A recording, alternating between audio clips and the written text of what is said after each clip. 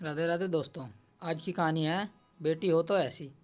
काजल की शादी को 5 साल हो चुके थे।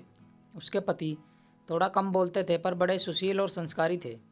माता पिता जैसे सास ससुर और एक छोटी ननंद और एक नन्ही सी परी जैसी बेटी, भरा पूरा परिवार था।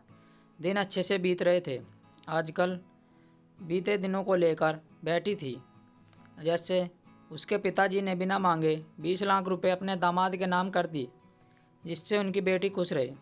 कैसे उसके माता पिता ने बड़ी धूमधाम से उसकी शादी की, बहुत ही अच्छे से काजल का विवाह। खैर बात यह नहीं है, काजल के बड़े भाई ने माता पिता को घर से निकाल दिया, क्योंकि पैसे तो उनके पास बचे नहीं थे।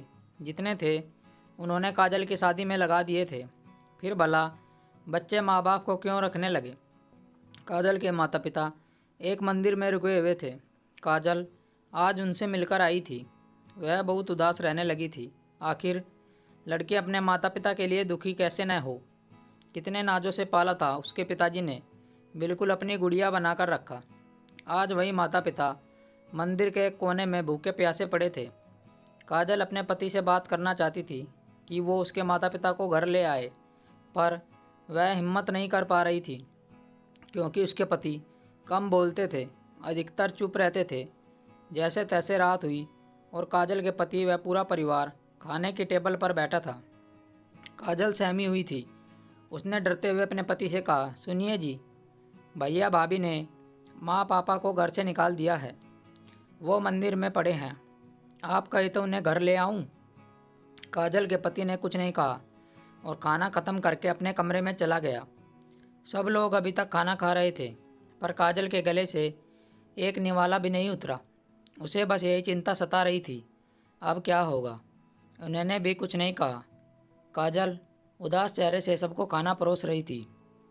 थोड़ी देर बाद काजल के पति कमरे से बाहर आए और काजल के हाथों में नोटों का बंडल देते हुए कहा, इसमें मम्मी डैडी के लिए एक घर खरीद दो और उनसे कहना कि वो किसी बात की फिक्र ना करे, मैं हूं ना।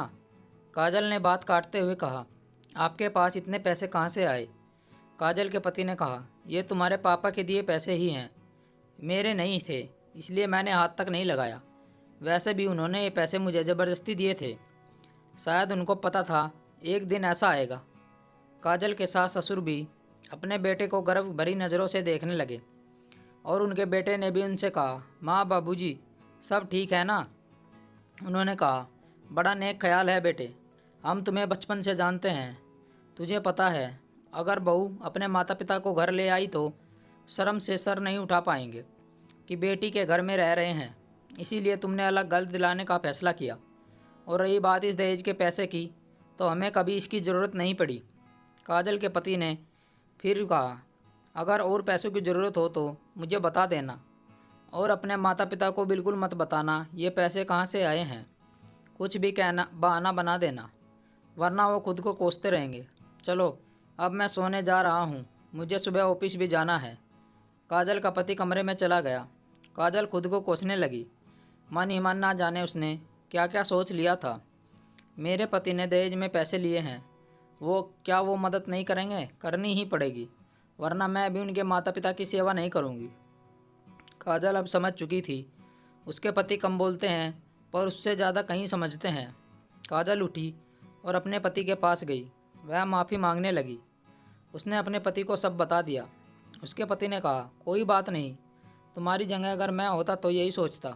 काजल की खुशी का कोई ठिकाना नहीं था। एक तरफ उसके माँ बाप की परेशानी दूर, दूसरी तरफ उसके पति ने माफ़ कर दिया। काजल ने खुश होकर अपने पति से कहा, मैं आपको गले लगा लूँ? उसके पति ने मजाक करते हुए कहा, मुझे अपने कपड़े गंदे नहीं करने। और दोनों हंसने लगते हैं। अब काजल को अपने कम बोलने वाले पति का प्यार समझ में आ गया था। स्टोरी को लेकर आपकी क्या राय है, नीचे कमेंट करके हमें बताएं। ऐसी ही और बेहतरीन कहानियाँ सुनने के लिए हमारे चैनल रोचक कहानी वॉइस को ज़रूर सब्सक्राइब करें। मिलते हैं आपसे एक और नई कहानी के साथ। तब तक जुड़े रहिए हमारे चैनल के साथ। कहानी सुनने के लिए आप लोगों का बहुत बहुत धन्यवाद। राम राम दोस्तों।